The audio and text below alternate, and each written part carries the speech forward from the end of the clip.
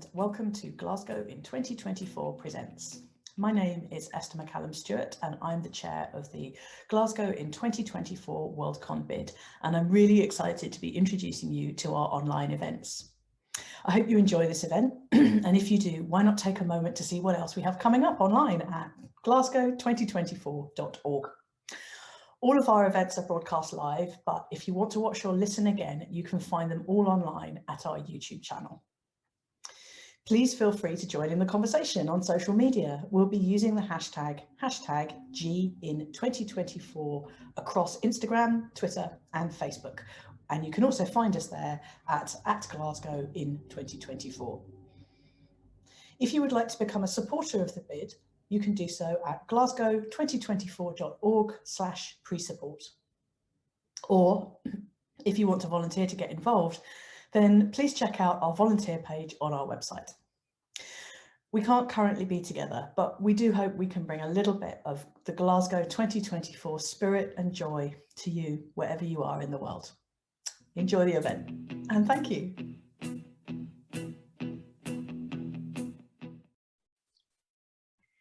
Hello, good evening, everyone. Hello, Alex. Hello, Catherine. It's lovely to see everyone here. Good evening here on Zoom and on Facebook. Thank you so much for joining us for this terrific Glasgow in 2024 event. And before we launch into it, just a few housekeeping bits. There will be an opportunity to ask your questions of both Alex and Kat after we've had a bit of a discussion. You can pop those into the Q&A page on Zoom, which you can find at the bottom of your screen to the right. The chat is disabled, so if you have any questions, just pop them in the Q&A. If you're joining on Facebook, you can just leave a question in the comments and those will be fed back to us.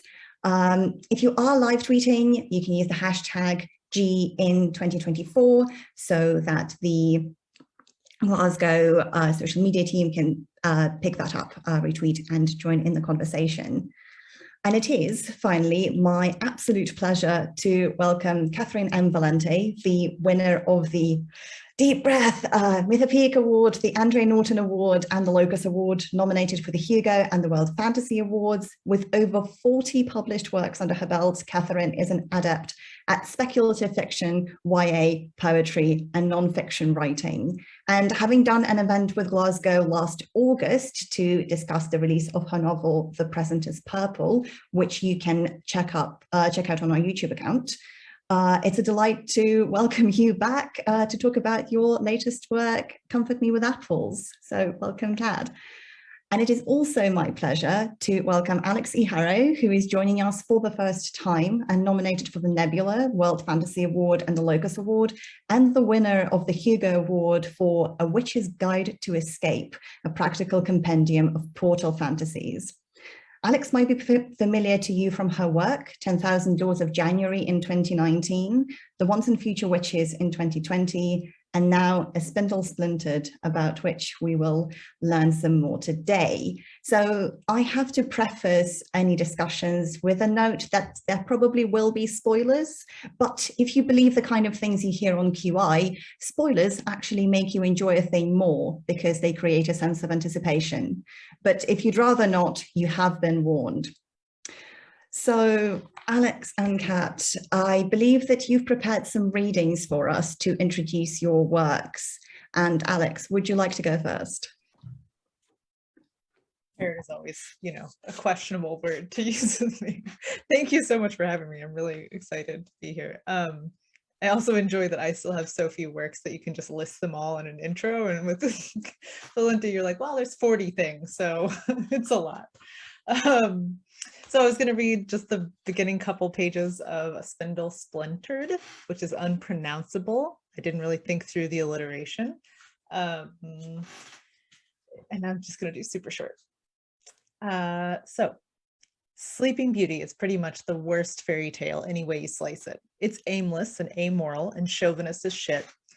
It's the fairy tale that feminist scholars cite when they want to talk about women's passivity in historical narratives. She literally sleeps through her own climax, as my favorite gender studies professor used to say, double entendre fully intended. Jezebel ranked it as the, quote, least woke Disney movie of all time, which in a world where The Little Mermaid exists is really saying something.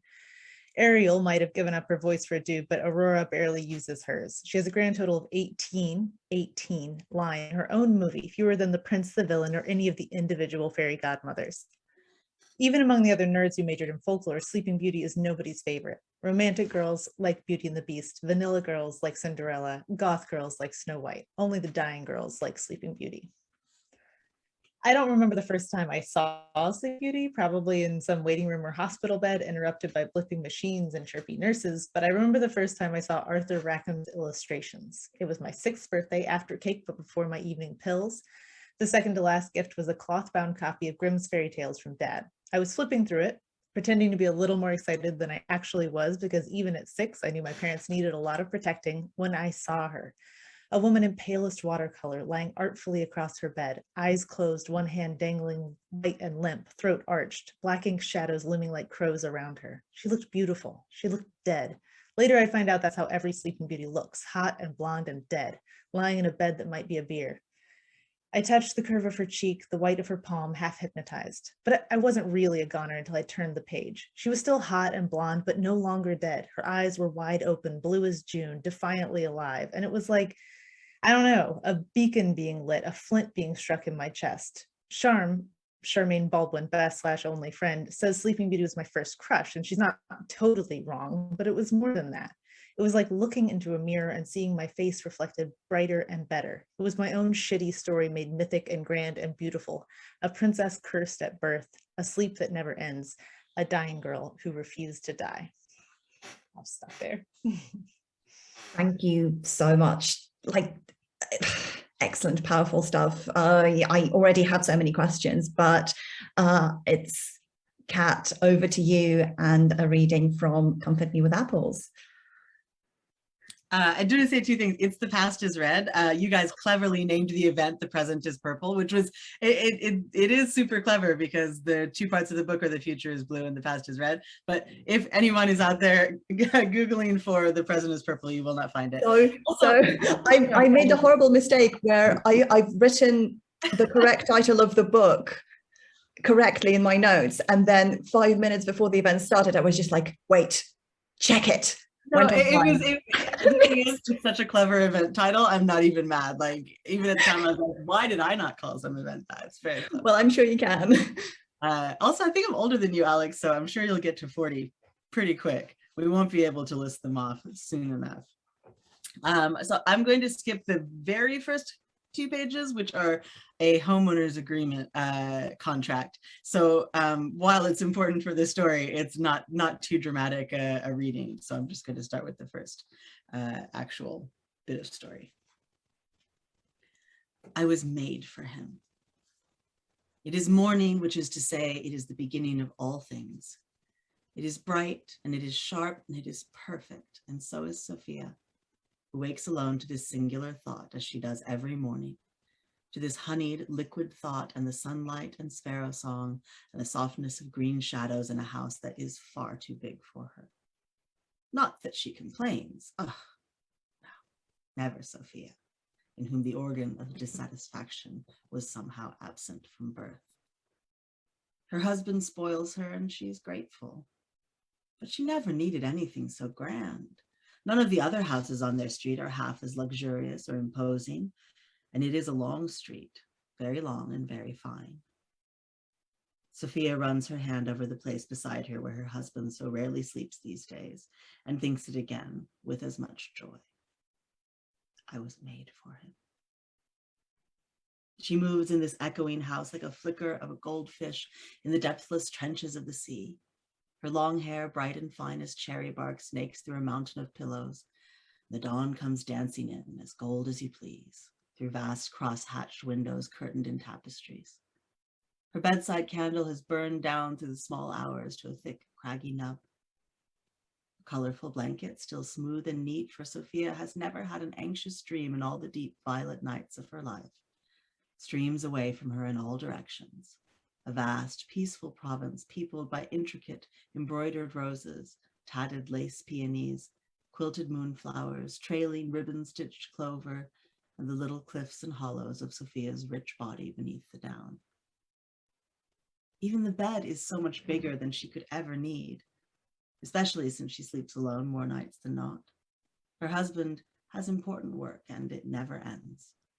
Even when he is with her, he is always on call. Sophia does not mind. She's never minded. She keeps her own company very snugly and very well.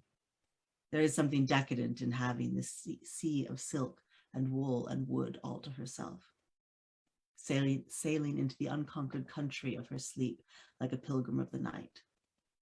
It feels like getting away with something to have so much. Getting out of bed is something of a mountaineering expedition. Her husband made her a little staircase down from the mattress to the floor, so the delicate bones of her ankles never once get jangled. Sophia flexes her flat golden brown stomach and swings herself over the side, her smooth feet hitting the top stair with a satisfying sound, like a cup setting into its saucer. She fetches her robe from the great brass hook in the wall. It's the color of the earth before planting. It shines with quality. She knots the sash around her strong waist. It's too big for her. She drowns deliciously in it. She does not even need a robe. It is warm here and she has nothing to hide. But she enjoys the slippery kiss of it against her skin all the same. Like everything else, it was a gift from him to her. The world flows only in that direction. Him to her, a river of forever. Thank you. Still, hearing the phrase "I was made for him" makes me shiver, and I don't quite know whether it's arousal or revulsion. Excellent stuff. Yeah, to launch straight into it, I'd like to pick up on something that the wonderful hosts of Breaking the Glass Slipper actually mentioned, and that's female perfection and the idea of there being a kind of perfect specimen, whether it's Sleeping Beauty, who is kind of completely fixed in her perfection, or whether it's Sophia, who has literally been crafted to fulfill a need. Is that something you kind of consciously explored in your writing? And what is, in your mind, the antidote to perfection and stasis? That's such a big well, question. we're starting with the easy one. Yeah. Yeah, that was I just want to say that there's really an unparalleled horror in the beginning of that novella. Just you open with an HOA and the phrase like everything is perfect. That's horrible. Like that's two things that are just like, ooh, oh no, is there anything scarier? That got me so good. Yeah. Well, I mean, I think in some ways, like the question you're asking pairs these novellas together really well. And I don't think I really totally made the connection until I was thinking about both of our stories in the context of The Perfect Woman. But I actually, when I was in grad school, I came across this book, which was all about the image of the dead woman in Victorian literature. The only perfect woman is a dead woman, literally a just freshly dead woman. And that is sort of the muse for the Pre-Raphaelites and the Rossettis and like all of this poetry and paintings and everything, like the a minute ago alive woman. And of course, Sleeping Beauty and Snow White are just icons of this. And the last chapter of that book, and I can't even remember the title of the book, but the last chapter of that book is Snow White Unbound, which was my email address for 10 years. So is it something that I utilize in my work? Yeah, a little bit.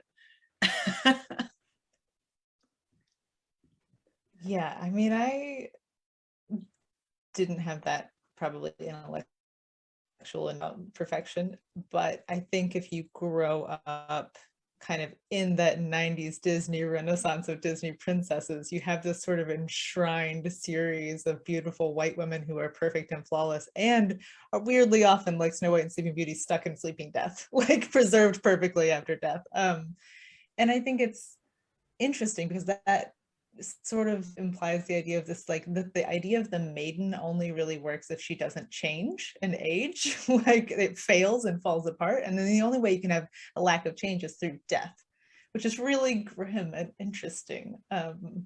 Obviously, like the arc of my novella is like girls trying to avoid the sleeping death end of Sleeping Beauty.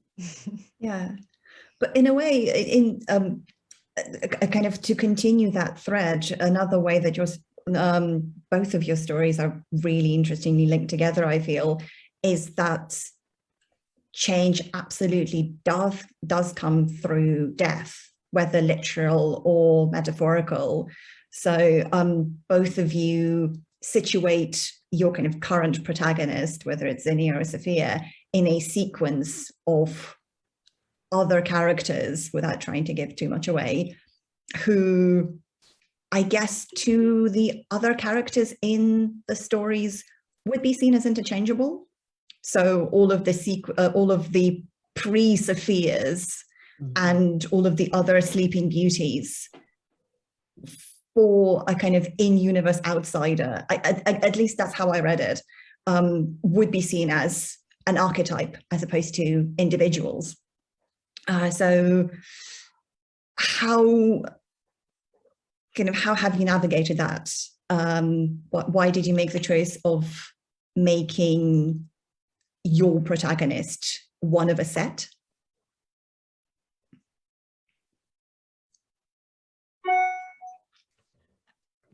Do you want to go first, Ellen? No. Yeah. No. So I mean, I think that there is, when you're retelling a fairy tale, which Apples both is and is not, and obviously Spindle very much is, it's an easy association because with all these iterations of fairy tales, you end up with this huge set of girls. I worked with this in Deathless as well, and there's like a whole factory of Yelenas from, which is the sort of name of the beautiful princess in standard Russian fairy tales.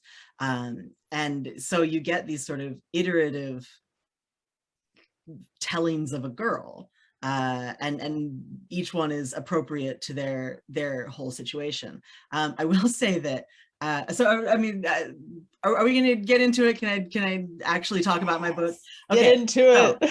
So this is how this book got written. I came across, I don't even remember what else I was researching, something else, and I came across a piece of Talmudic fanfic, which is not meant to be disrespectful in any way. Talmudic fanfic is holy and a highly approved of activity in the Jewish faith, and it's just this little bit of apocrypha, much like Lilith is, that there was another one, and that God made in front of Adam, and Adam was completely repulsed by all of the goo and blood and gore of creating a person and rejected her.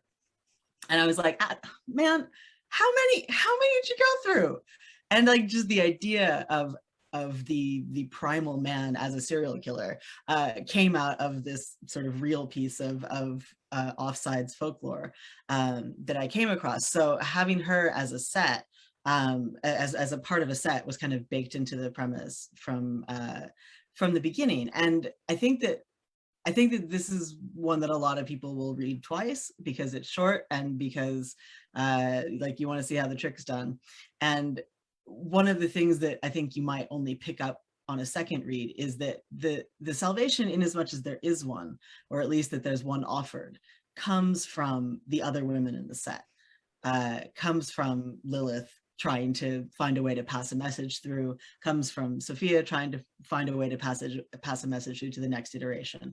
And so within the set, you know, in some of the other fairy tale retellings I've done where I've activated the kind of subset of fairy tale women, I haven't really connected them up the way they are here. So it's this horrible game of telephone through all of these awful deaths. Yeah, which is like weirdly similar to Spindle, just in that like it's you got like girls coming across this terrible story that they're stuck in trying to help each other, but yours is like the bleakest possible interpretation. Like, you know, I almost feel like yours is playing a little bit on like the Gothic trope of like the previous wife, or the body's buried in the whatever, the woman in the attic. Like it's these previous iterations that's really chilling. And I really loved that part of the sense of these women like reaching through their narratives towards each other, which I think is why, I mean, the main reason that I have a set is because this whole thing started because I saw Spider-Man Into the Spider-Verse, the most perfect film of the 21st century. It's beautiful and it's perfect. And I walked out and I was like, I want a Spider-Verse, a fairy tale, because I thought it was such a smart and loving way to like both subvert and retell a popular character that we love, right? And the reason it works so well is seeing all those different Spider-Men, Spider-Folk come together. But I also think it works well for fairy tales, because one of the things that white Western fairy tales tend to do is have lots of like a surprising number of female main characters, but always alone, you know, like their loneliness is part of what defines them, right? And they're isolated. There's a girl in a tower, there's a girl in a coffin, there's, you know, like they're stuck places. And so if you're really going to subvert or break a fairy tale, I think that their loneliness is one of the first things you have to really go for. Yeah, Kat, with what you mentioned about one of Adam's previous wives being formed out of, you know, normal stuff that humans are made out of, the first time I read the novella, I was just like, oh yes, this is gore. Childbirth also, though. Yeah, and then why did I think maybe less than a year before when I wrote this, so it was definitely on the brain. How much, you know, not my husband, but like other people, other men in my life seem to be intensely repulsed by the whole process by which life happens. And it seemed extra ironic because I was carrying a son. Like this whole mess is just to make more of y'all. yeah. Yeah, but like vilifying childbirth, vilifying menstruation is such a nonsensical move when it comes kind of to the nitty-gritty of it. And I guess it comes through in your story, Alix, as well, with kind of what can this maiden become if she refuses to submit to the prescribed narrative, if she's not a wife, if she's cast out, if she wants to try and carve out a life for herself. Also, which representation is the best? That the kind of vilified, historically associated with barrenness, older witch character is actually perceived like that for a reason and positions herself like that for a reason, I thought was a very powerful choice on your behalf. Oh, I mean, I love a crone. You love a good reclaimed crone. I mean, they play they're always in the fairy tale, always hanging out at the margins, but like, it's obviously a lot of fun to like, be like, what's their backstory? What's her deal? Yeah, and yeah. So in that sense, in the sense of giving a very real presence to characters that are usually seen as femme fatales, whether it's Lilith or whether it's kind of Maleficent, the evil fairy. What is your take on Maleficent, if you've seen it, or the Angelina Jolie adaptation? I haven't seen it, which is weird. I know that's weird for what I am writing and all that, and my like lifelong and difficult troublesome crush on Jolie. I don't know. It doesn't. I feel like my nostalgia is being marketed too hard for me to hit that one.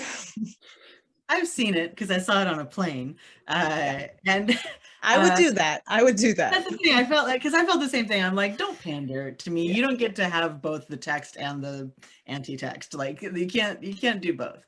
And I thought that it was visually very beautiful, but totally left me cold narratively, except for the one scene with the wings. But the fact is, I was just like, really, did it all have to be about a dude? Did we really have to do this? Like, was this necessary to spend millions and millions of dollars to just make like this badass female character entirely about having had a bad boyfriend one time. Like, come on. I just was so disappointed. We've all had a bad boyfriend. Yeah, like, come on, girl. Like, join a support group. Like, have a book club. Deal with it. Make friends. Yeah. So I found it very disappointing, but it is like visually, it's a stunning movie, and Julie is very good. But I mean, did it have to be? Did it just have to be about heterosexuality gone wrong? And I realize the irony of having written a book that is entirely about how heterosexuality can only ever go wrong. But the subtitle, "Come From Me with Apples, Heterosexuality Gone Wrong." Yeah. But yeah. And like all of that the thing about the wings in Maleficent, part of the reason that's the only really like arresting part is it is this kind of body horror that you don't usually get in Disney movies. That is sort of implied, and it is a very, very visceral sort of amputation loss like thing. Like, it's the one thing where you're like, oh shit. And like, obviously there's a ton of body horror in Apples. And one of the things that kind of I wanted to do with that is we were talking about like the dead woman, the dead perfect woman, and all of that. Well, I mean, part of the reason that the Victorians and indeed many people before that liked that particularly just dead woman is because it's not gross yet. It's not like nothing is swelling or stiffening or any of it.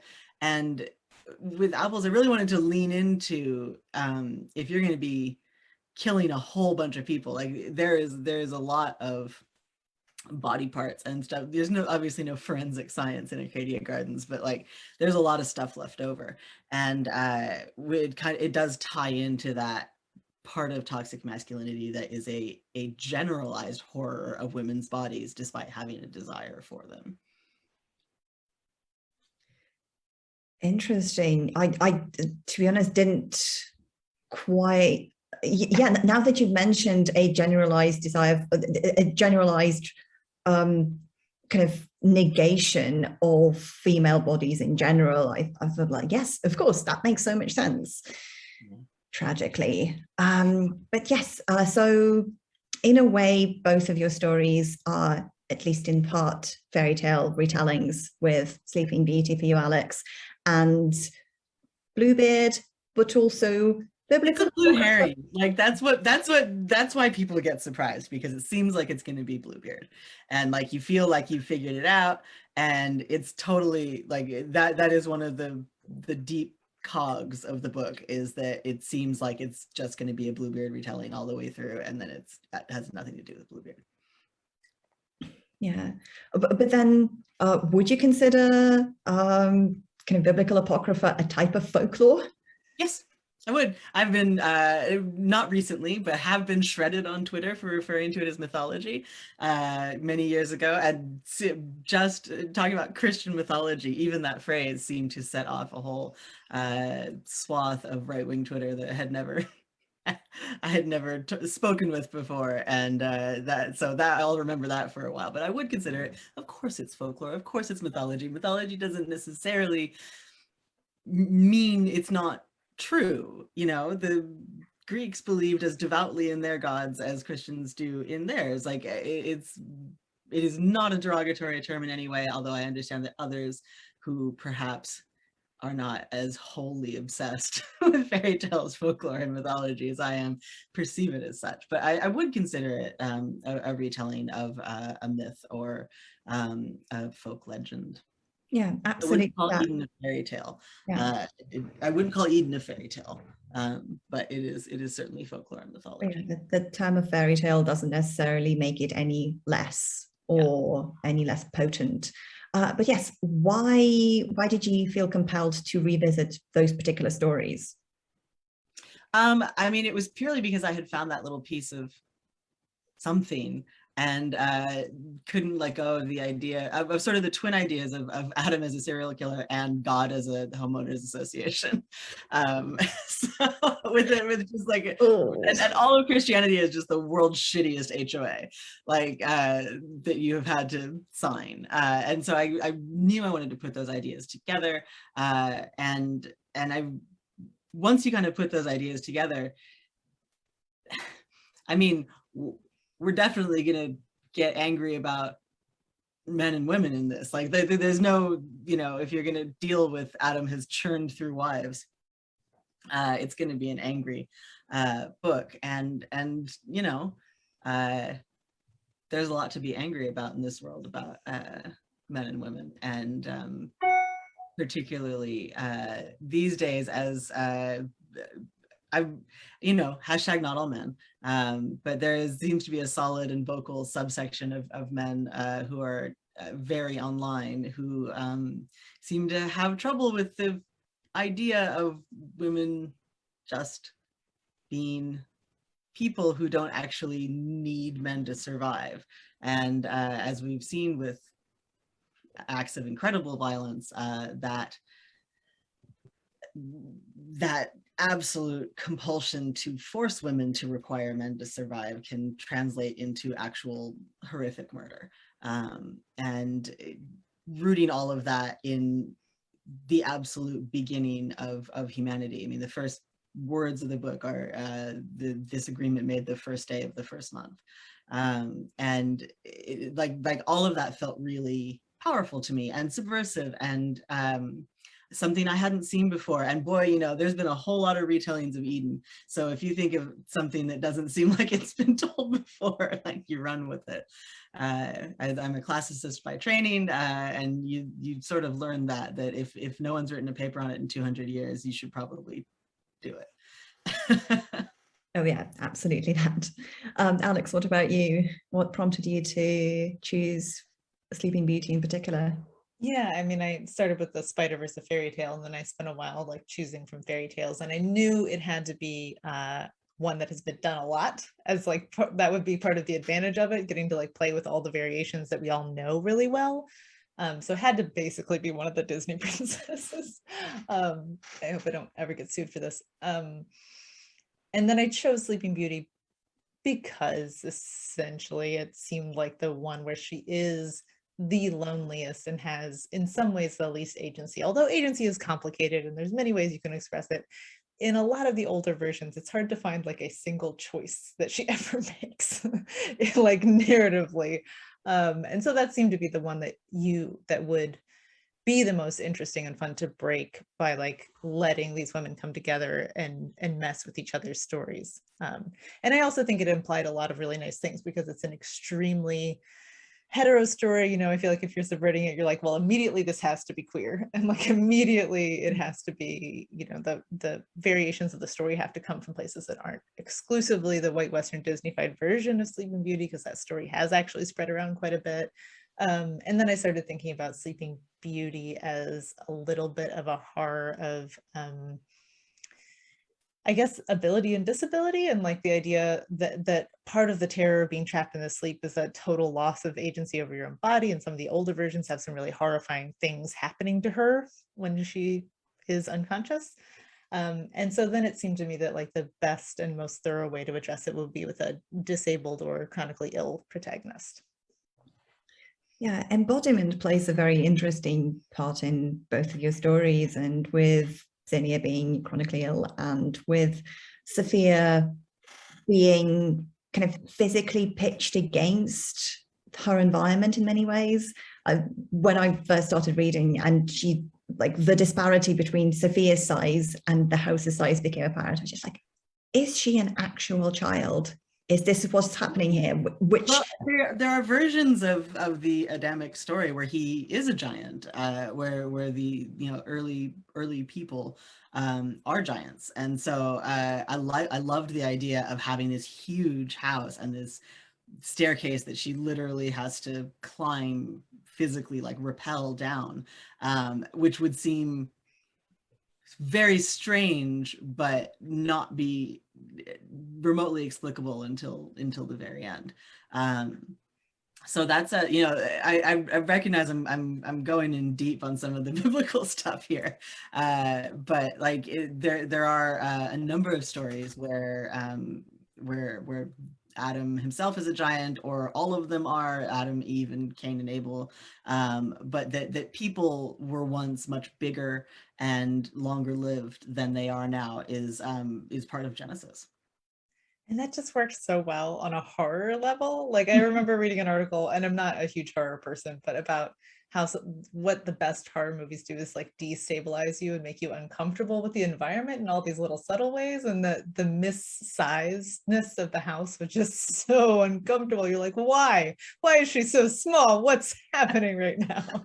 That was so good. Well, and the haunted house, like the horror often trades on take the German word, the unheimlich, like unheimlich, takes the the familiar and makes it uncanny and weird. But that's why haunted house is so endlessly forever compelling, because we all know what a house is. We are all three of us in 3 different houses doing this. Everybody feels like they know what a house looks like, whatever that means in their culture. And so to take that essence of domesticity and make it threatening is always really arresting. Yeah, it's the kind of perfect white picket fantasy, but with a wife chopping someone's fingers into the salad bowl. Yeah. That feels to be quite a kind of current trend for fairy tale retellings, to give them a darker spin.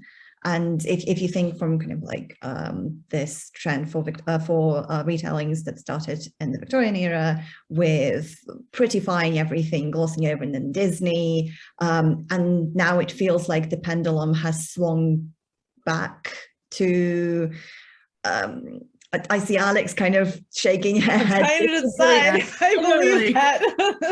No, well, sorry. Let's stop there. Let's stop there. Do you feel like the pendulum has swung back to the kind of darker, grittier stuff, to Goldilocks being just plain eaten by the bears? Yeah. Sorry, that was my grad school self being like, we're at a seminar, and I was like, I'm sorry. No, I think I feel like we had a popular strain of sort of grimdark arriving, and like a lot of grim retellings for sure, but they're never in isolation. And really, if anything, when you look at particularly kind of the popularized fairy tale set, it would be a blip on the horizon that they are light and cheerful anyway. That's maybe the briefer period, is that we had a period of like super cheerful, happy endings for everybody versions of those stories. I think this has been going on. I mean, fairy tale retellings sort of wax and wane in popularity, but like going dark is always popular. I mean, Angela Carter, lived and fought, and not in vain, and she wasn't the first either. And not to get out my own horn, but like I wrote the Orphan's Tales almost 20 years ago, and it is very dark. They're both right here. Some of the stuff in the second one is about as dark as you're gonna find as far as fairy tales, and of course part of the reason that natural instinct is there is they used to be way darker, so it's actually just a return to form. I mean, I honestly think you mentioned like the other versions of Sleeping Beauty where terrible things happen. I don't think anybody is lining up to actually retell the OG. She only wakes up after the prince has raped her, and she's given birth to twins, and one of them bites her when it's breastfeeding after they've crawled up her body. Like that is so like much animals. Isn't that horrifying? Worse than most horror writers would ever write. It's so bad. And I think that's a particularly, there's moments when you can tell that fairy tales were written by women, or told by women. And I think that's one of them. I don't think that that's a fear that men have. Like a little baby crawling on you like an animal to bite your tit off. Like, I don't think that does not strike me as a deeply rooted male fear. And that image is so nightmarish and horrifying. And yet I don't think I think that most people retelling fairy tales now would be like, it's a bit much. So like, it really is just, it's not even a reboot. It's just, it's going back to the way they always were. And I think we're sort of on the crest of another kind of fairy tale popularity. moment, but it always comes and goes. Terry Windling and that whole crowd in the 80s, and you know, Angela Carter before that, and you know, all the way back to, you know, Goblin Fruit, and like there's dark fairy tale versions are just part of it, like the skeletons and David as pumpkins, which is a Fair enough. probably not a simile that non-Americans or non-SNL fans would get, but they are part of it. Yeah. So with Haunted houses, I don't know where you are, Anna, but it just looks like you are on set in like at the next, you know, Haunting of Hill House film version.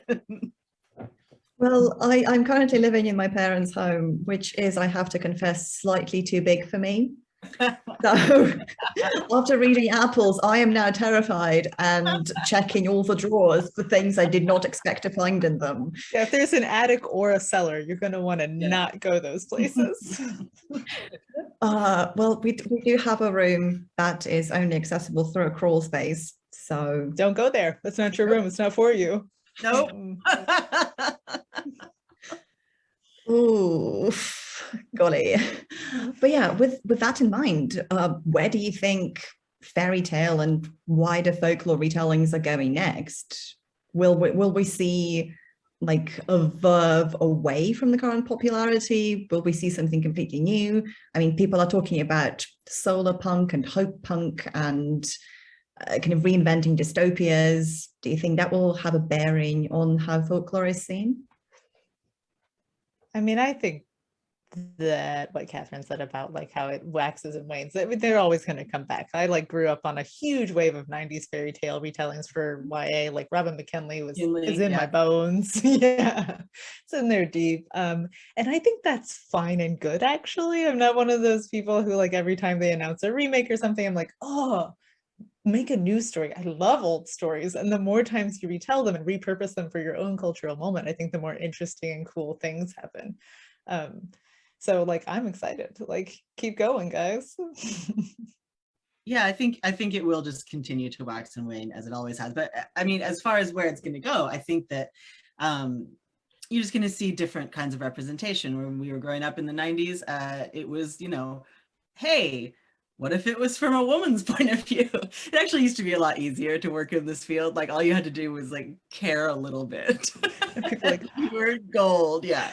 But you know, so we're gonna there, and then, you know, in the sort of mid-aughts, there's a lot of queer representation, and I think we're gonna see a lot of gender representation, a lot of non-binary representation. You know, people who have not gotten to see themselves in those stories are going to haul out the creepy old mirror and like and make those stories about their experience, and it's going to be powerful and amazing, as it always is. There's a reason that these stories stick with us. They are the most edited stories in human history.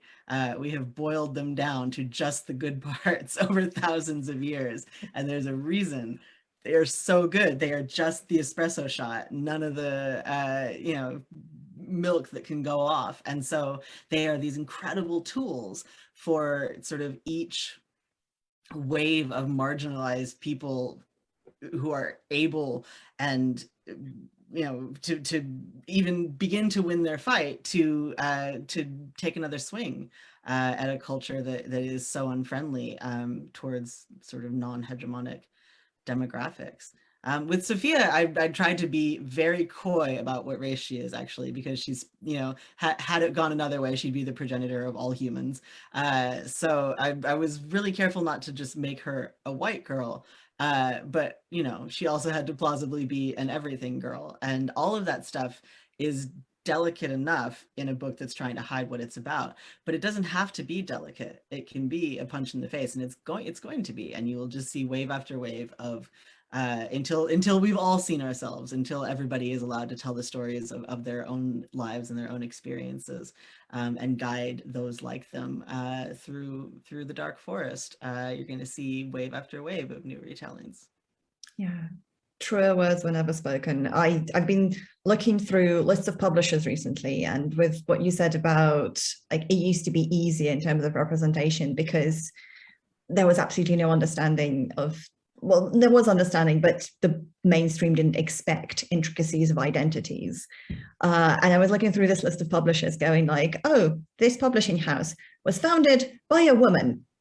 Moving on. And just like, okay, this has told me nothing about what kind of publishing house this is. But it used to be enough. This used to be kind of the stapling something with the label girl. It used to count for representation. And now seeing characters who are female and who kind of engage with those stories and those experiences, but also are complete individuals is so wonderfully refreshing. So thank you, both of you, for fighting the good fight. Any stories, whether fairy tales or something you've read, that you feel is not getting enough love and is ripe for adaptation or reimagining? Lots. Do you mean like fairy tales, or do you mean like? Well, either. If you have a fairy tale in mind, that would be great. But if you have like a favorite obscure 80s fantasy novella, I'll take that too. I need more things to read. I've got one. I just read Sister Song, which is great, but it's based on the Trois sisters, right? This old murder ballad. And I was suddenly like, ooh, murder ballads are rich. Yeah. Like I'm from Kentucky, so a part of me is like, just go to Eastern Kentucky and just like do stuff with their creepy old songs. I would love to see more creepy old song adaptations. I mean, we can talk about like 80s stuff that I wish people knew more about, and indeed kind of murder-ish ballad. Pamela Dean's Tamlin has been like this foundation. I mean, I majored in classics, like a huge dork, like in part because of that book. I read that book when I was 9, which is wildly inappropriate, but no, I was deeply unsupervised during long parts of my life, and it was hugely formational for me. And I don't think at 9 I actually knew who Tamlin was before that. I might have, because I had a lot of fairy tales from around the world collections. My mom used to just buy me anything that said like, here is a bunch of fairy tales, and so I never really thought in terms of Grimm or anything else, because I had all of these compendiums from different cultures rather than like, you know, the Yellow Fairy book or something like that. So yeah, I would love, I think that would be such a cool TV series. Like it would be such a great slow burn hot TV series. It would be really cool. I would really enjoy that. I will always remember as well, I've gotten to know Pamela as an adult, which is like, that's a little fairy tale magic, just like even in and of itself. And I remember telling her that when I was 9 and I found this book in a moving box in my mother's house, and I was like, oh, I like the cover, I'm gonna sit and read this. And I remember like the afternoon sunlight coming in and just being so wrapped up in it, and being 9 years old and, you know, a very lonely child. In a family that didn't really read fantasy, like my dad read science fiction, but nobody really read fantasy. I came around to this idea that this was a secret book that had just been written for me. And I told her that story, and she signed my book to Kat and no one else. And it is like my most treasured book possession forever. I'm like, I tear up just even telling the story. She's such an amazing writer and amazing person. So I would love to see that adapted. One of my favorite, I don't know, call it a fairy tale. It's, I guess, kind of a folk legend. From one of those compendiums, and I intend to retell it at some point. I just haven't figured out how yet. Is a story called Robert the Devil, which I know, right? So apparently Satan had a son that wasn't the Antichrist. It was like before he got around to the Antichrist. Like, you know, you don't always hit the golden child away. Like yeah. you start with, you know, like some of the earlier kids are a little less, you know, good, and apparently named him Robert. Robert was raised by a single mother in medieval France. This is a medieval legend, and it's very Damien-ish. She like is disturbed by how much he likes hunting and killing things, and then going out and killing tons of people in crusades and wars. And there's even like a little kind of commentary on like the ridiculous nature of the Crusades and human violence and the pointlessness of all of it in like this original story. But then he comes home and he's like covered in everybody's blood, and his mother runs away from him, and he realizes how terrible he is. And I swear to God, this is the end of the story. He becomes a monk and lives as a good man for the rest of his life. And Satan's like, no, what? I just love the idea that Satan has a kid and looks at him and is like, no, I don't think that's an Antichrist. I think that's a Robert. I'm feeling a Robert.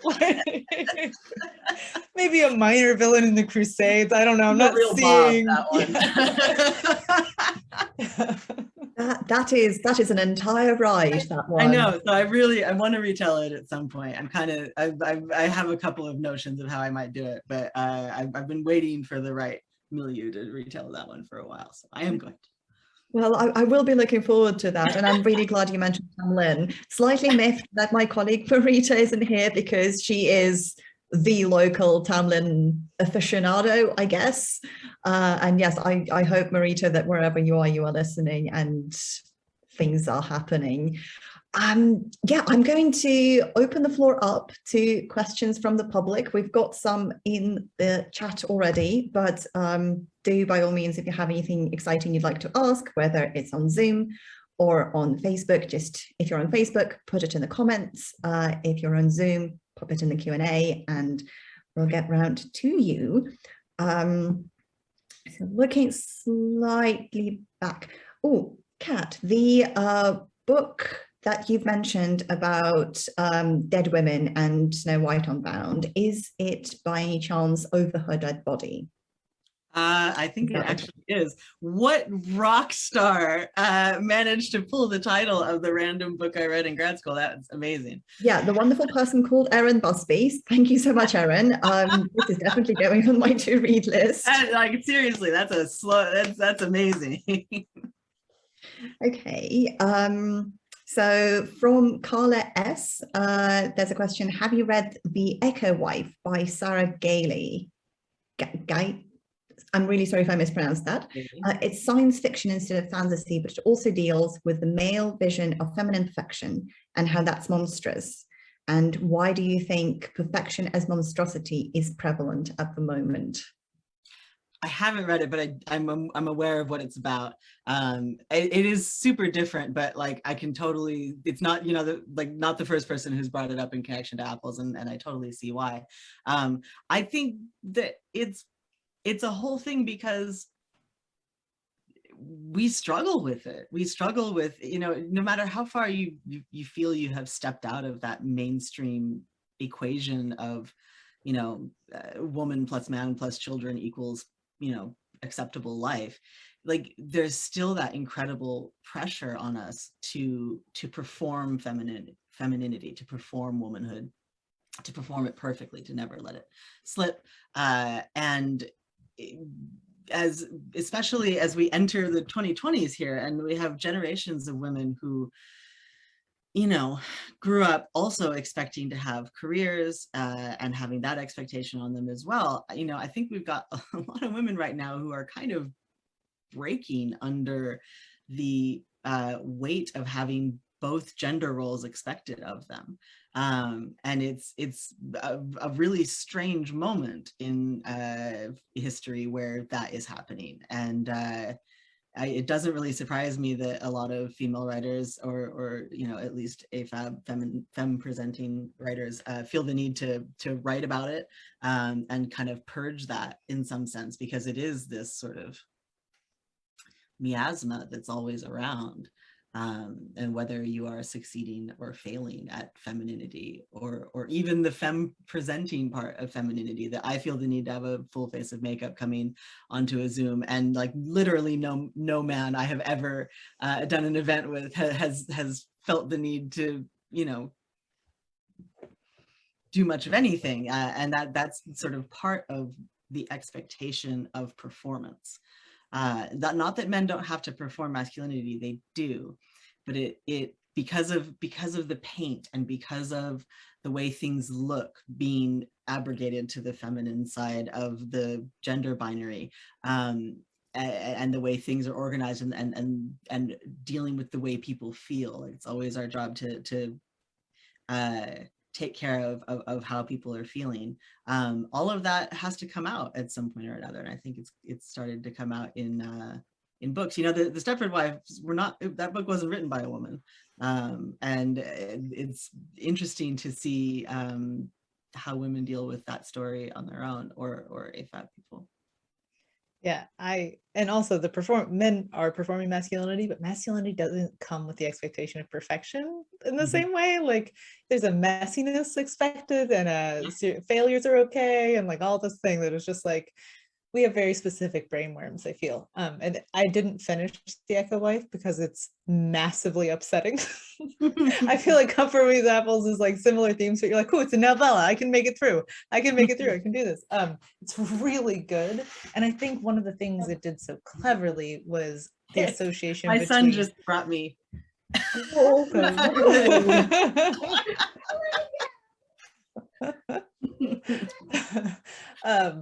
What it did so well was do not just that like perfection is creepy in and of itself, but like the quest for perfection kind of makes monsters of us.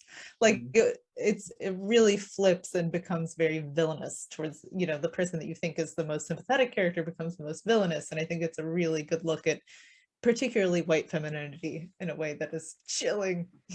Yeah. I mean, perfection is inherently inhuman. So, you know, that's why even just saying everything is perfect, every person who reads that sentence is like, well, something's fucked up. Yeah, that's like, no good. The immediate assumption. And that's just sort of part of human nature. But I think that as we're talking about, you know, this sort of scaffolding of the AFAB experience, you know, that perfection is always outward facing.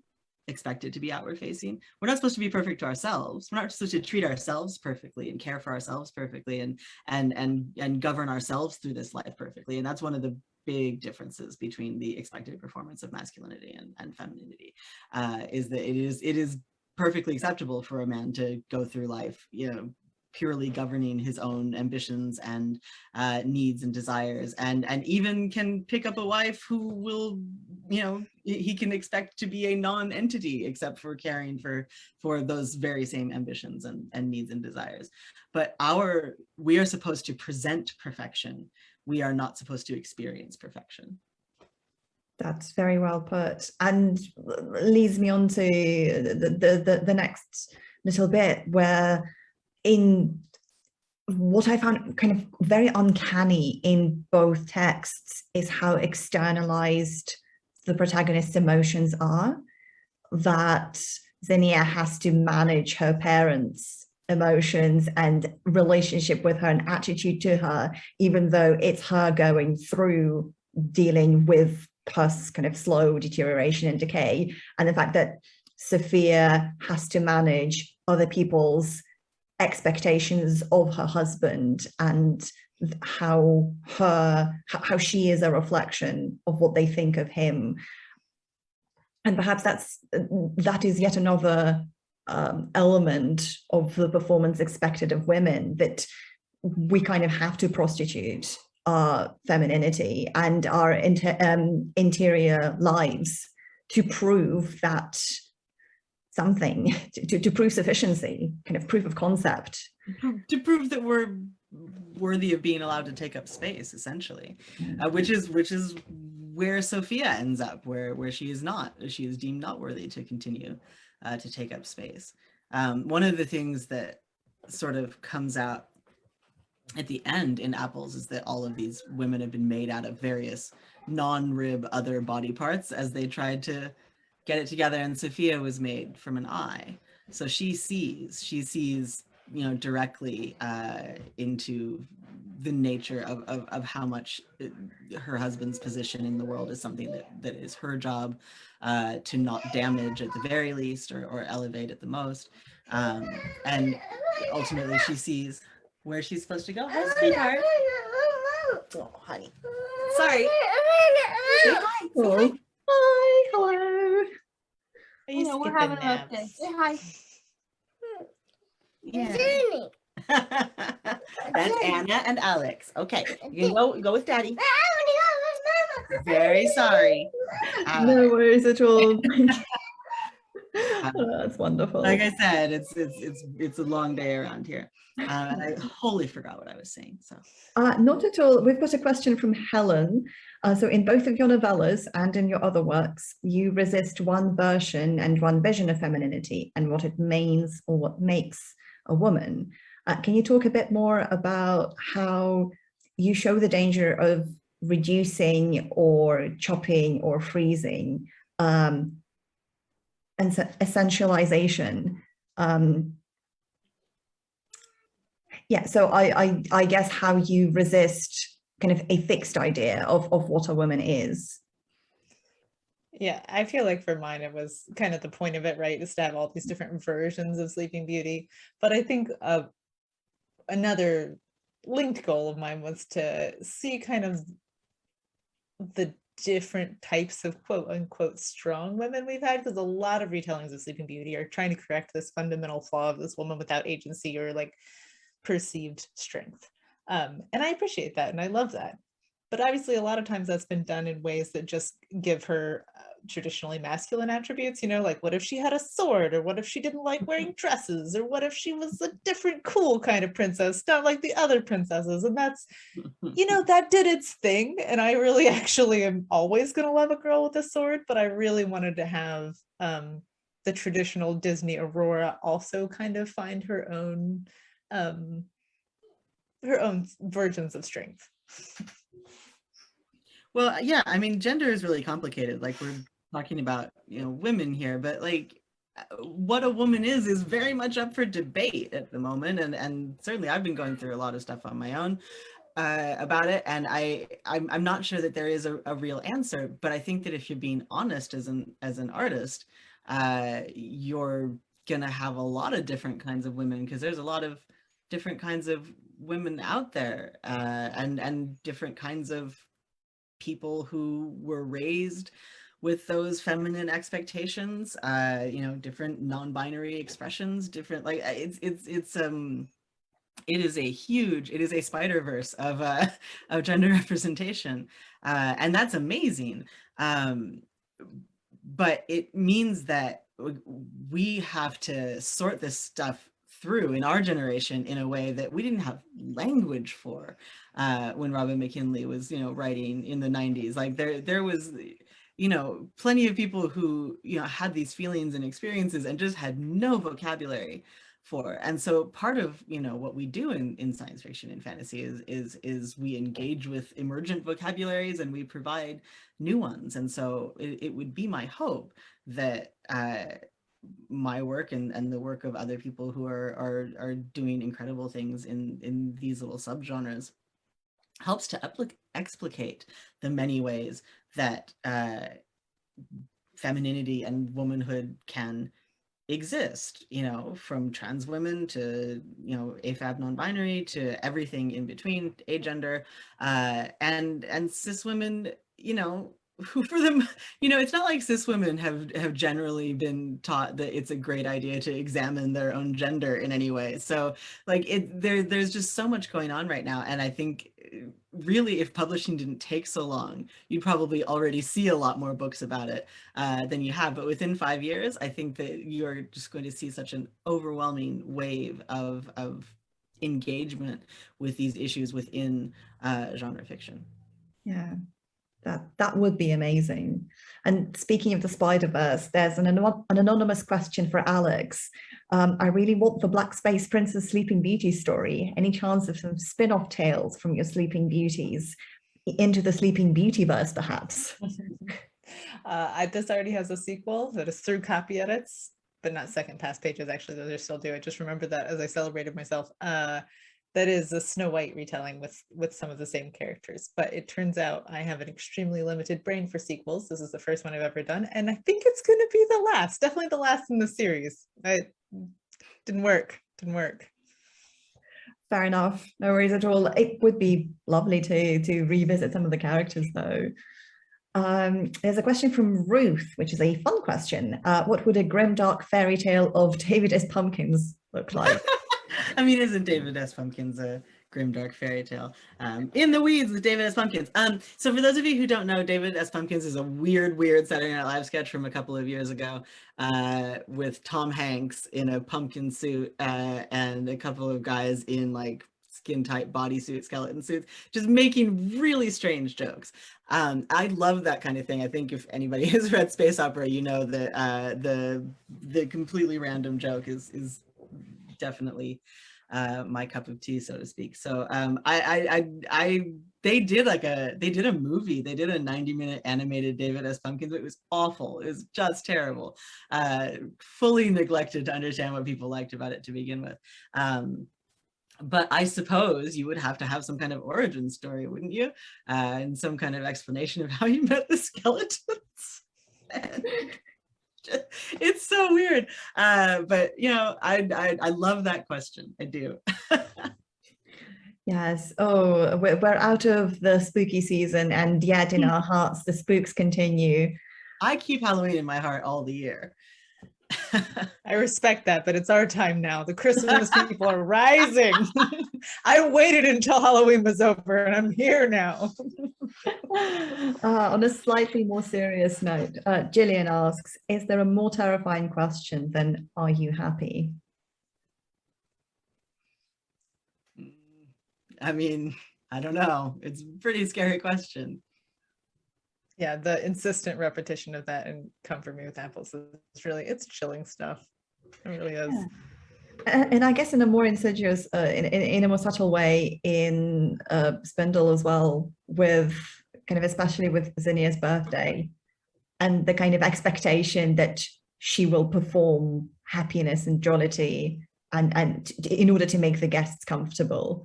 And that once you go into the kind of Disneyverse, into the alternative dimension, the idea of again of royal family performing their acceptable emotions, yeah, is also definitely there. Performing happiness is always so chilling. Yeah, especially against a backdrop of Disney and the every so often these kind of clickbaity articles about the poor mistreated workers who work in various Disney parks crop up, which I guess in many cases is the epitome of performative happiness. Yeah, that's kind of the story of working class and service industry jobs across America. So it's, I mean, Disney in particular, they have maybe bigger costumes, but you know, people are wearing smiley face vests in really horrific situations. Yeah. Well, and not that there's a particular brand I'm thinking of. I wrote this. It was the first thing I really wrote after I had a baby, and I think that performance of happiness is something that came into really sharp relief once I did have a child, because you know, I can't actually like show him every bad day I've got, because then that ruins his childhood. But it's not like the pressure of performing happiness that, you know, comes from culture or, hey, did you hear? Oh, here we go. Sorry. It's okay. Talking about happiness. Yeah. Well, someone certainly doesn't need to perform happiness. But you got it. There you go. No, go on. I love you. Go on. Sorry again. But yeah, so I had to kind of, it doesn't have quite the same negative feeling, but it is a tremendous pressure and stress to always have a smile for somebody who can't possibly understand why you might find that difficult. So I think that there's some of that in there as well. Speaking of my children, I can hear the front door rattling. They're back from the park. So I might have time for like one more question. Absolutely. Well, I think we only have one more in the chat at the moment, and it's from Robin, and it's a lovely one to wrap up on, which is, what is next for you both? Speaking of sequels, I am neck deep in the sequel to space opera, which is called Space Oddity, which should be done pretty quickly. I have a middle grade fantasy coming out in April called Osmo Unknown and the Eight Penny Woods, which is kind of like basically doing a fairyland for boys. Turns out, having had a boy, I suddenly have some things to say about masculinity and raising young boys. There it is. It's got a very pretty cover with a pangolin on it. So those are sort of the big things. That I mean, all of the stuff we've been talking about with femininity and what it actually means is going to, we should just come back and talk about it again when my next Tor novel comes out, because that is wholly what it's about. But I have not gotten my editor to agree to a title yet, so I can't tell you what it's going to be called. Fair enough. Alix? Yeah, so I have the sequel novella to this one, which is equally unpronounceable, A Mirror Mended, which is like the rural juror joke from 30 Rock. And then I'm finishing up my third novel, actually, which is due in January, so I better be finishing it up, which is going to be called The Underland, and it's like Kentucky Gothic kind of a thing. Awesome. Wow, exciting stuff. Lots of things to write down and put on potential bookshelves. Any more podcasts, appearances, anything you want to plug or shout out? Follow me on Twitter at Cat Valente, subscribe to Patreon at Cat Valente. I am going to be on Zoom things for like the next 3 weeks. But if you came to this one, you're probably good. I feel like your publicist somewhere is like, no, no, stop. you have to come to all of them. The 7 o'clock show is completely different than the 9 o'clock show. Yeah, I'm done. This is my last virtual event for a while, and I'm done. So goodbye. I'm not even on Twitter right now. I mean, I am. I'm obviously scrolling secretly. I'm not a saint. But yeah. I'll be at Worldcon in DC as well. Oh, wonderful. Well, on that note, thank you so much, both Alix and Catherynne, for the amazing stories that you share with all of us, and for tonight, for the conversation. I do appreciate that it's not night for you yet. And thank you to Tor for organizing this event. Just a couple things before I let you go out into the world. Just to let you know that Glasgow in 2024 will have a fan table at Novacon in Buxton this weekend. So if you want to come and say hi. We'll also be at Discon 3, so the next Worldcon in Washington. Do keep your eyes open for our socials. We're doing lots more of exciting stuff, especially now we're entering the holiday season, and there'll be announcements on the socials, and you can look at the lineup on the website. And if you've enjoyed tonight and if you like what we do, you can always support us by searching Glasgow in 2024, clicking on the website and going to the support us page, or you can volunteer with us, and there's a volunteering section on the website as well. Once again, thank you so much for coming. Thank you for all of your wonderful questions, and I wish you a very wonderful time of day. Thank you so much for having us. Thanks so much. This was great.